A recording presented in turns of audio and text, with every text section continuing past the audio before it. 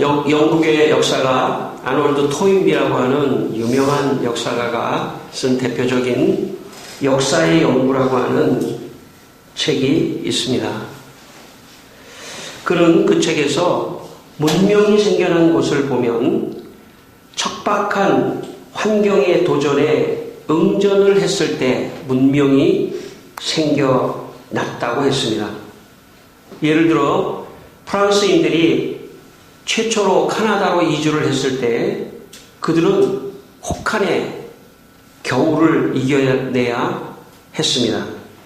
루이지애나인들은 홍수의 범람을 겪어야 했고 뉴 잉글랜드 사람들은 가장 험악한 땅을 일구어야 했습니다. 이처럼 북아메리카의 역사는 고난이 크면 클수록 극복하려는 자극이 크게 작용을 했기 때문에 그들이 정착을 할 수 있었고 문명을 만들어낼 수 있었다. 그렇게 말하고 있습니다. 또 해상으로부터의 자극해오는 스칸디나비아의 도전에 영국과 프랑스가 응전을 했을 때 새로운 왕국을 탄생시킬 수 있었다고 그는 말하고 있습니다. 토인비는 이런 말을 했습니다. 문명이라고 하는 것은 대단히 좋은 환경이 아니라 대단히 좋지 못한 환경에서 발생한다. 도전이 크면 클수록 응전도 커진다. 그렇게 말을 했습니다. 그러니까 도전이 왔을 때 그 도전을 응대해서 그 응전하는 그 과정 속에서 창조적인 어떤 것이 나온다는 것입니다.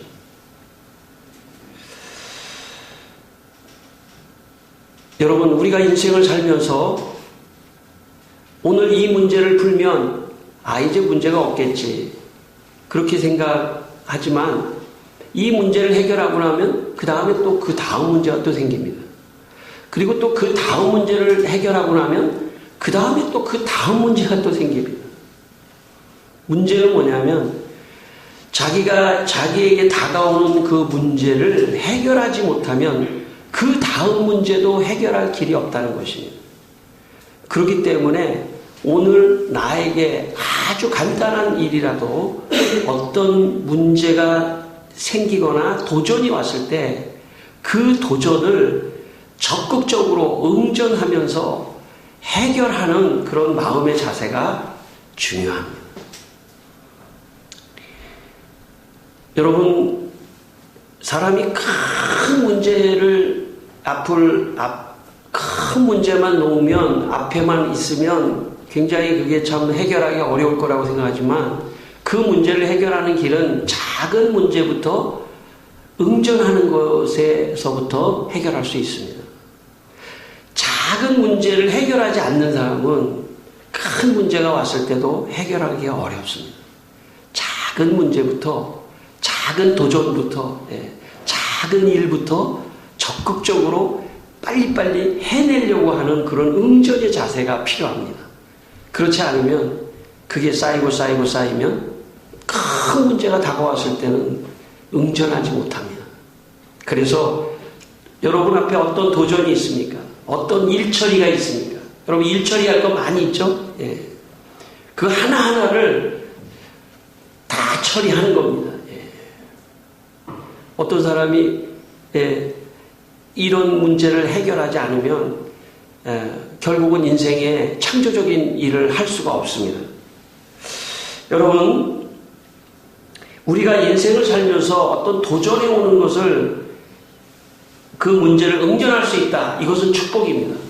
여러분, 문제가 아니고 그것을 내가 대처하고 그것에 응전하고 그것과 싸우고 그렇게 해서 그것을 이길 수 있는 그런 것들이 참 하나님이 우리에게 주신 축복이다. 이렇게 생각하시기를 바랍니다. 만약 도전에 오는 문제에 응전할 수 없다면 도전에 오는 어려운 상황에 이 자체가 문제가 아니라 그 사람의 문제가 있는 겁니다. 그걸 응전하지 못하는 그 사람에게 문제가 있는 겁니다. 여러분, 문제가 아닙니다. 중요한 것은 누구냐면 나예요. 내가 그것을 응전할 수 있는 마음의 자세가 없다면 그것이 더 큰 문제입니다. 오늘 하나님께서 여러분의 마음속에, 우리 모두의 마음속에 어떤 문제든지 내 앞에 와라, 내가 응전하고 말리라 하는 마음이 여러분의 마음에 있기를 축원합니다. 그래서 여러분이 앞에 어떤 문제가 와도 해결하지, 해결해내겠다 하는 그런 응전의 마음이 더 중요한 것입니다. 그러면 어떤 것도 해결할 수 있습니다. 인생을 살며 여러분, 하나님께서 우리를 도와주신다는 믿음을 갖게 되시길 바랍니다. 내가 혼자 응전하는 게 아니라 하나님이 날 도와주신다. 내가 응전할 수 있도록 하나님이 도와주신다 하는 그런 믿음이 여러분에 있기를 바랍니다. 여러분, 이사야 60장 1절에 하나님께서 이렇게 말씀하셨습니다. 일어나라, 빛을 발하라, 이렇게 말씀하셨습니다. 일어나야 합니다. 일어난다는 표현은 응전한다는 뜻입니다. 그 문제를 내가 상대한다는 뜻입니다. 여러분에게 어떤 문제가 큰 문제입니까? 각자가 다 다르겠죠. 예. 그러나 거기에 지면 안 됩니다. 내가 해결하리라, 도전하리라, 내가 이 문제를 풀기 위해서 열심히 살리라 하는 그게 응전입니다. 그런 마음을 가지면 하나님이 함께해서 하나님이 도와주실 겁니다. 여러분, 여러분의 인생에 어떤 일도 여러분 주저앉지 마시고 도전해오는 어떤 일도 응전하겠다고 하는 그런 마음을 갖게 되시기를 바랍니다. 오늘 본문에 나오는 상황은 이스라엘 백성들이 바벨론의 포로로 끌려갔습니다. 바벨론의 포로로 끌려간 이 민족은 이제 민족을 잃었습니다. 그렇기 때문에 너무 절망하고 좌절하고 있었습니다. 바벨론이라고 하는 큰 나라의 도전 앞에 이스라엘은 지금 응전을 하지 못하고 있었습니다. 그래서 시편 137편 1절에 보면 그 상황, 그들의 마음의 상황을 이렇게 기록하고 있습니다. 우리가 바벨론의 여러 강변 거기에 앉아서 시온을 기억하며 울었더라. 바벨론의 포로로 끌려갔으니까 나라를 잃었고 이제 종살이를 할 수밖에 없는 그런 이스라엘 백성들이 강가에서, 아마 강가에 갔다는 거는 아마 뭐 빨래를 하러 갔든지 뭐 그랬겠죠. 거기서 시온을 생각하며 울었더라. 여러분, 예수 믿는 사람이 울 때는 기뻐서 우는 거 외에는 울지 않아야 됩니다. 예수님 믿는 사람은 정말 나를 구원하신 주님 기뻐서 감사해서 막 눈물이 나오고 막 웃음이 나고, 그래서 예수 믿는 사람들에게서는 눈물과 웃음은 동격입니다. 웃으면서 울면서 기뻐서 그런 거예요. 슬픔의 눈물을 그리스도인들은 흘리는 것이 아닙니다. 응전하지 못하는 사람만 슬픔의 눈물을 흘리는 것입니다. 슬프지요. 도전이 왔죠. 어려움이 왔습니다. 인간적으로는 슬픔의 눈물을 흘려야 되죠. 그러나 눈물을 거두셔야 합니다. 눈물을 거두셔야 합니다. 여기에도 하나님의 뜻이 있을 것이다. 이 고난에도 하나님의 뜻이 있다. 이 어려움에도 하나님의 뜻이 있다. 응전을 하셔야 돼요. 응전을 하면서 하나님, 이 문제를 내가 응전할 테니까 하나님 또 다른 창조적인 축복의 역사를 내주십시오 하는 그런 사람이 그리스도인입니다. 저는 여러분이 그런 분들이 되시길 바랍니다. 슬프지만 슬픔의 눈물을 이스라엘 백성들이 흘리고 있다는 것은 그 상황을 도전하지 않는 것입니다. 우리는 지금 여기서 독립한다. 여기서 빠져나갈 것이다. 이 바벨론에 지금 포로에 있지만 나는 여기서 반드시 빠져나갈 것이다. 아마 그 가운데 어떤 사람은 흐르는 강물을 보면서 기도했을 겁니다. 하나님, 우리를 독립시켜 주십시오. 우리를 구원해 주십시오. 길이 없습니까? 길을 찾아 주십시오. 아마 이렇게 했을 겁니다. 여러분 앞에 어떤 위기가 딱 왔을 때 말이죠. 그 위기에 빠져 있으면 우는 사람이 돼요. 응전하지 못하는 사람이죠. 어떤 어려움에 도전하지 못하는 사람이죠. 저는 여러분이 도전하게 되기를 바랍니다. 어떤 문제든지 와봐라. 내가 너를 이기고 말리라. 하나님이 도와주셔서 내가 너를 정복하고 말리라. 이기고 말리라 하는 그런 믿음, 그게 믿음입니다. 여러분 걱정하지 마십시오. 하나님이 여러분을 도와주실 겁니다. 하나님이 함께 하십니다. 그래서 그 문제를 여기서 더 적극적으로 나가야 이기는 것입니다.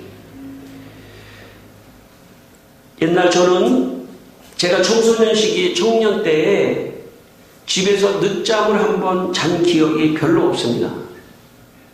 제가 부지런해서가 아니라 늦잠을 자려고 하면 우리 집 분위기에서 남자는 무조건 밖으로 나가야 된다고 그래가지고 무조건 밖으로 쫓겨난 적이 많습니다. 물론 막 그냥 등을 떠밀어서 쫓겨난 건 아닌데 남자는 무조건 집에 있으면 안 된다. 무조건 나가야 된다는 거예요. 우리 집안에 이상한 법칙이 있었습니다. 그래서 나는 집에서 편하게 잠을 자는 기억이 없습니다. 아마도 집에 있으면 자기도 모르게 게을러지기 때문에 무조건 남자는 게으르면 안 된다. 나중에 가정을 또 먹여 살려야 되니까 게으르면 안 된다. 아마 그런 우리 부모님들의 그런 생각이 있었겠죠. 그래서 무조건 나가가지고 갈 데도 없어요. 공원에 산책하고 오더라도 무조건 남자는 나갔다가 와야 된다는 거예요. 사람이 한번 마음이 약해지면요, 게으름에 빠지게 돼 있습니다. 마음이 약해지면 게으름에 빠져요. 무기력증에 빠지는 거죠. 그 다음은 어떤 도전이 와도 그거를 응전하려고 하는 어떤 그 마음이 그냥 다 죽어버려요. 시도하려고 하지도 않고 움츠러들고 마침내 그래서 계속 실패만 연속하는 겁니다.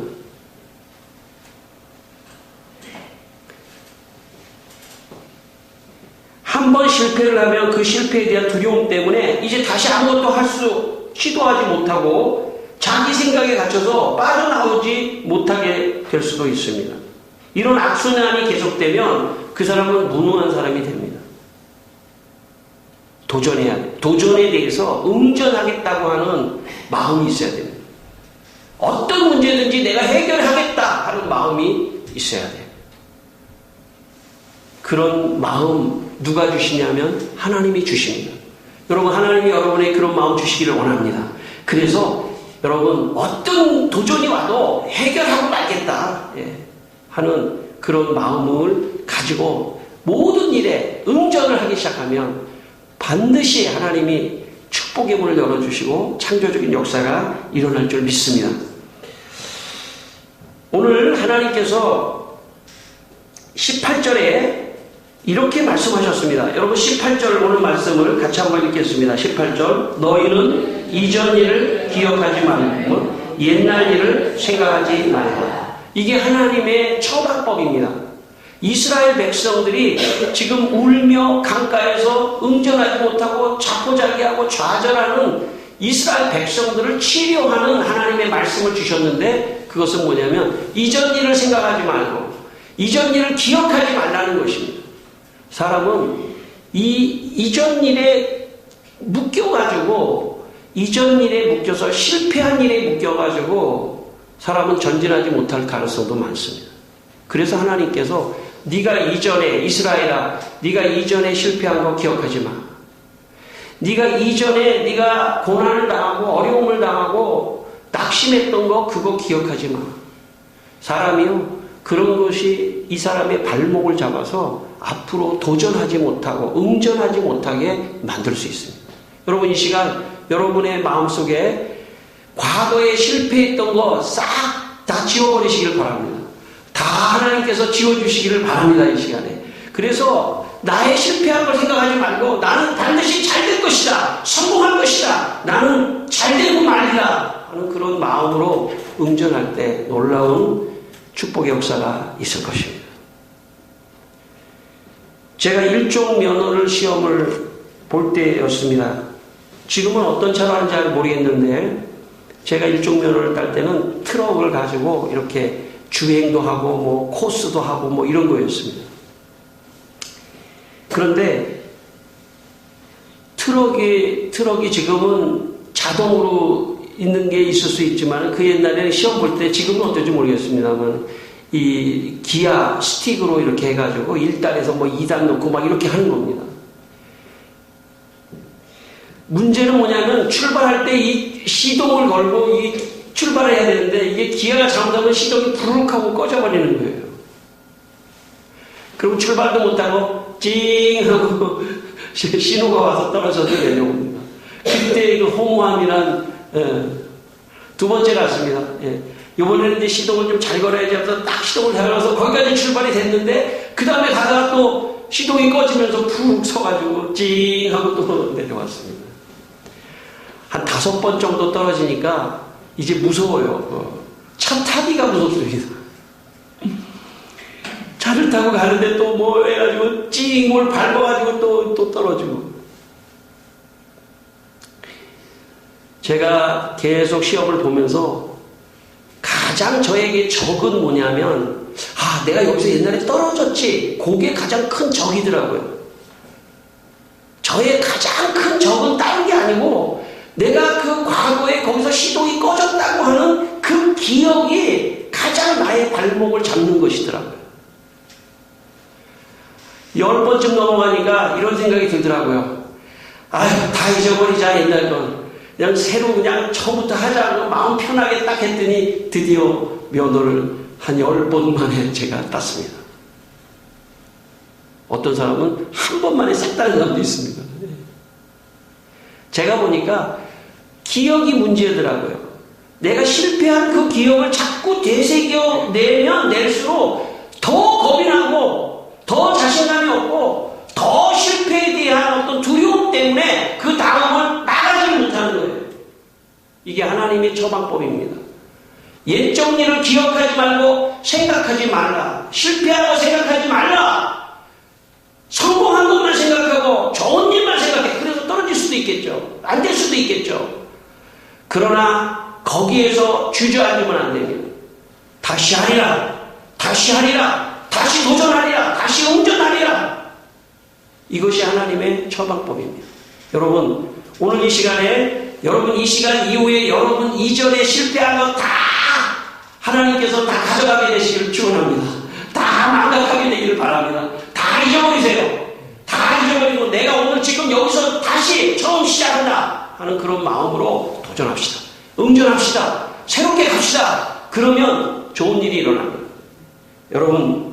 여러분의 삶에 이런 응전의 역사가 있어서 어떤 일도 다 해내기를 바랍니다. 1911년 12월 19일 이날은 인류 역사의 위대한 날입니다. 왜냐하면 인류 최초로 남극점을 정복한 날입니다. 노르웨이의 탐험가 아문센이라고 하는 사람이 대원들을 이끌고 남극을 최초로 정복한 날이 바로 이 날입니다. 이 아문센은 배 선장이면서 굉장한 리더였습니다. 리더십을 갖고 있었던 훌륭한 리더였습니다. 이 사람이 굉장한 관찰력이 있었습니다. 어떻게 실패를 했는지 실패한 사람들의 그 교훈들을 보면서 자기는 그 실패할 걸 생각하지 않았습니다. 나는 성공할 거다. 나는 반드시 좋은 성공을 이룰 것이다. 실패를 보지 않고 성공을 봤습니다. 그래서 계획을 짰습니다. 거기 가다 보니까 추워서 이 추위를 이기는 사람들이 어떻게 추위를 이기는지 그는 저 북극에 가서 거기에서 사는 사람들을 보니까 동물의 가죽으로 옷을 해 입었습니다. 그러니까 굉장히 추위를 막고 그 다음에 여기에 이거 대원들을 데리고 가는데 누구를 데리고 와야 되는지 옛날에는 개가 썰매를 끌었기 때문에 해군 중에 군견 있지 않습니까? 군견을 이 지도했던 교관, 개를 잘 아는 거죠.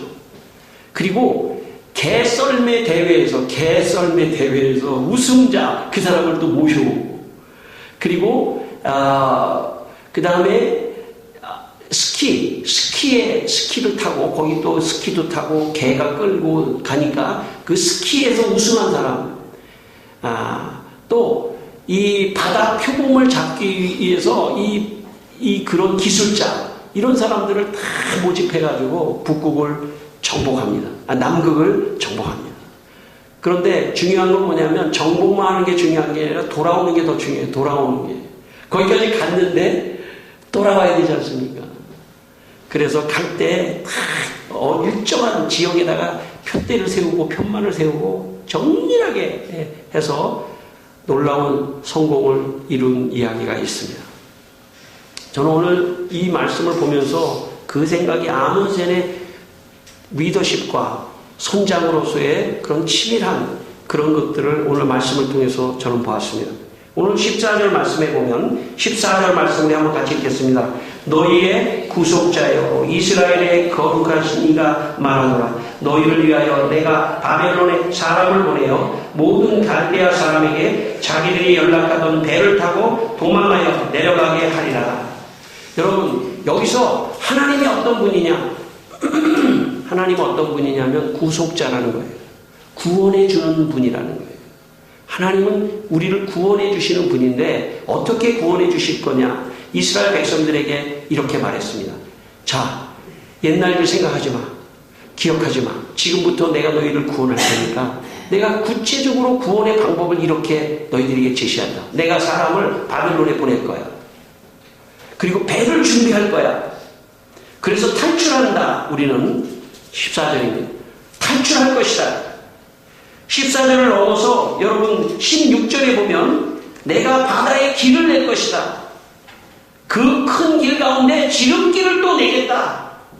17절에 바벨론의 병거와 말과 군대의 용사를 내가 이끌어내서 내가 다 엎드려 죽이겠다. 19절에 광야의 길을 내겠다. 사막의 강을 내겠다. 하나님의 택한 백성을 내가 먹이겠다. 이렇게 말씀하시면서 이스라엘 백성들에게 완벽한 지금 탈출 계획을 하나님이 제시했습니다. 걱정하지 말라는 겁니다. 내가 배를 준비하고 사막의 강을 내고 사막의 물을 내고 길을 내고 지름길을 내고 내가 다 할 테니까 너희는 믿고 나를 따르라. 그렇게 이스라엘 백성들에게 말씀하고 있습니다. 여러분, 하나님께서 여러분의 인생을 책임져 주고 계시다는 걸 믿게 되시기를 바랍니다. 여러분을 구속해 주시고 인도해 주시는 하나님을 믿으시기를 바랍니다. 하나님은 여러분을 위해서 놀라운 계획을 가지고 계시는 걸 믿게 되시기를 바랍니다. 저는 믿습니다. 하나님이 나를 위해서 놀라운 계획을 갖고 계신다. 그러면요, 괜히 기분이 좋고 자신감이 생기고 그래, 하나님이 나를 도와주시는데 배를 준비하시고 지름길을 내주시고 사막의 강을 내주시고 길을 내주시고 나는 간다. 나는 하나님과 함께 간다. 여러분, 그게 믿음이고 그게 신앙생활입니다. 여러분, 신앙생활을 이제 좀 하나님께 여러분의 인생을 턱 던지시기를 바랍니다. 하나님에게 여러분의 인생을 완전히 던지시고 그분을 진짜 믿고 하나님께서 역사해 주실 것이라는 믿음을 갖고 나가시면 여러분의 인생에 놀라운 축복의 길을 열어주실 줄 믿습니다. 오늘 마지막 21절 말씀 한번 읽겠습니다. 마지막 21절 말씀. 이 백성은 내가 나를 위하여 지었나니 나를 찬송하게 하려 함이니라. 좀 한번 들어주세요. 21절 말씀. 여러분, 이스라엘 백성들이 이렇게 구원을 받아가지고 탈출에 나온 다음에 하나님이 원하시는 것은 이런 겁니다. 너희들 이렇게 탈출하고 나왔을 때 나에게 찬송을 올려줬으면 좋겠다. 이게 하나님의 뜻입니다. 사람들은 자신의 힘으로 인생을 살아가다 보면 자신의 힘으로 인생을 살면서 얻는 모든 것의 영광을 자기에게다 돌립니다. 내가 수고해서 이렇게 한 거야. 내가 얼마나 노력을 했는데 자기가 다 갖는 것이 인간입니다. 그러나 여러분, 사실 알고 보면 하나님이 은혜를 주셔서 여기까지 산 것입니다. 하나님이 햇빛을 주시고 공기를 주시고 물을 주시고 먹을 것을 주시고 하나님이 그 위기 때마다 다 인도해 주셨는데 하나님께 영광을 돌리지 않고 하나님께 감사를 돌리지 않고 내가 그 영광을 다 가지면 하나님이 섭섭해 하신다는 겁니다. 여러분, 하나님께서 여러분의 인생을 여기까지 인도해 주신 것을 믿게 되시기를 바랍니다. 그리고 하나님을 찬송하십시오. 예배라고 하는 것은 하나님을 찬송하는 시간입니다. 하나님을 찬송하시면서 하나님 감사합니다. 찬송합니다. 지금 저를 여기까지 인도해 주신 것은 하나님입니다. 여러분, 가장 우리가 하나님께 감사해야 될 것은 우리를 죄에서 구원하신 것입니다. 오늘 우리가 세례를 받고 입교하신 분이 계시지만 우리가 가장 감사하는 것은 이 죄로부터, 이 죄악으로부터 우리를 구원해서 하나님의 영원한 나라에 인도해 주신 그 하나님께 감사 찬송하는 것이 첫 번째입니다. 두 번째는 뭐냐면 오늘 여러분이 여기에 지금 이 자리에, 이 교회의 이 자리에 오시기까지 하나님이 여러분을 인도해 주신 것입니다. 하나님이 인도하시지 않으면 여기까지 올 수가 없는 것입니다. 축복 중에 최고의 축복은 내가 지금 여기 앉아 있는 겁니다. 하나님의 은혜가 없었으면 우리가 여기 앉아 있을 수 없기 때문입니다.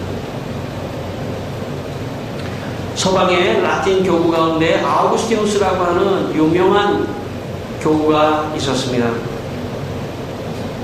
그는 처음에 이단 종교에 빠집니다. 마니교라고 하는 이단 종교에 빠집니다. 그런데 하나님께서 구원해 주셨습니다. 나중에 알고 보니까 하나님이 구원해 주신 겁니다. 그가 이단에서 나와서 공부에 빠졌습니다. 철학에 빠졌습니다. 신플라톤주의에 빠졌습니다. 철학에 빠져가지고 이제 이단은 아니지만 또 다른 사상에 빠져가지고 하나님을 떠났습니다. 그런데 하나님께서 어느 날 그런 철학에서부터 구원해 주셨습니다. 하나님의 성경을 통해서 믿음을 갖게 하고 하나님을 만날 수 있는 은혜를 주셨습니다. 아우구스티누스는 일생을 다 보내고 말년에 책을 하나 썼는데, 물론 많이 책을 썼지만 고백록이라고 하는 유명한 책을 썼습니다. 그 고백록의 책 1장 제일 첫 번째 문장이 이렇게 시작합니다. 주님, 당신께서는 위대하시고 크게 찬양 받으실 분이십니다. 인간, 나 같은 인간, 당신 창조계의 작은 조각 하나가 당신을 찬송하고 싶어 합니다. 아우구스티누스가 자신의 인생을 돌아보니까, 야, 하나님이 내가 마니교라고 하는 그 이단에 빠져 있을 때 나를 구원해 주시고, 철학에 빠져 있을 때 나를 구원해 주시고, 그래서 하나님의 교회에 나를 인도해 주시고 나를 구원해 주셨구나. 인생을 돌아보니까 너무나 감사해서 하나님을 찬송할 수밖에 없다. 이렇게 고백을 한 것입니다.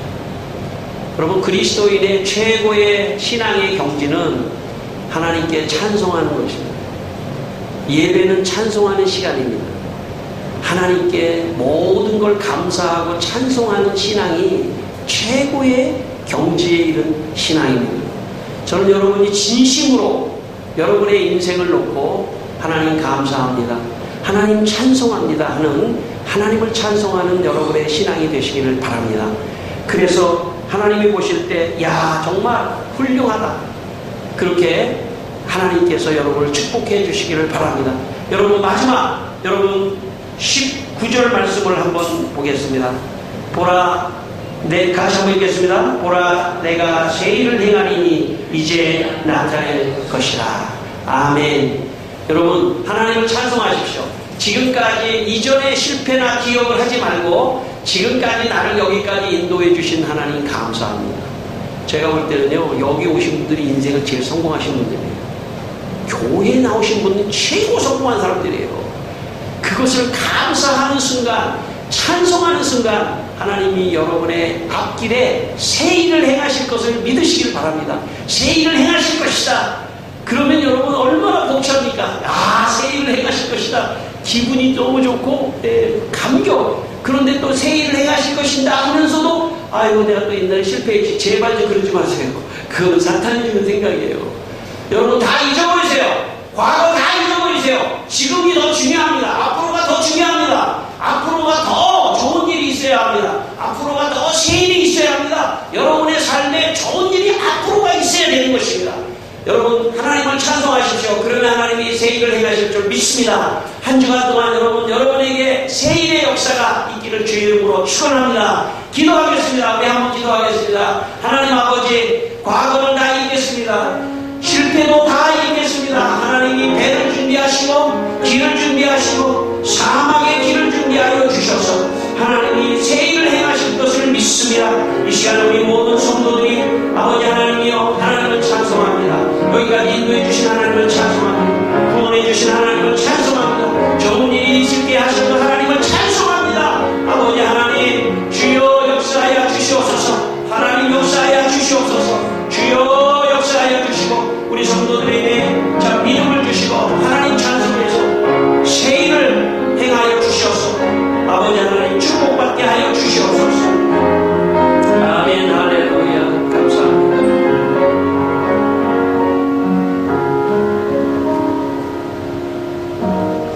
기도하겠습니다. 하나님 아버지, 우리를 죄에서 구속해 주시고 지금 여기까지 인생의 길을 열어주시고 인도해 주신 하나님을 찬송합니다. 앞으로도 우리들의 인생에 새 일을 행하실 것을 미리 감사하며 하나님을 찬송합니다. 하나님 우리 성도들을 축복하여 주시옵소서. 예수님의 이름으로 기도드리옵나이다. 아멘.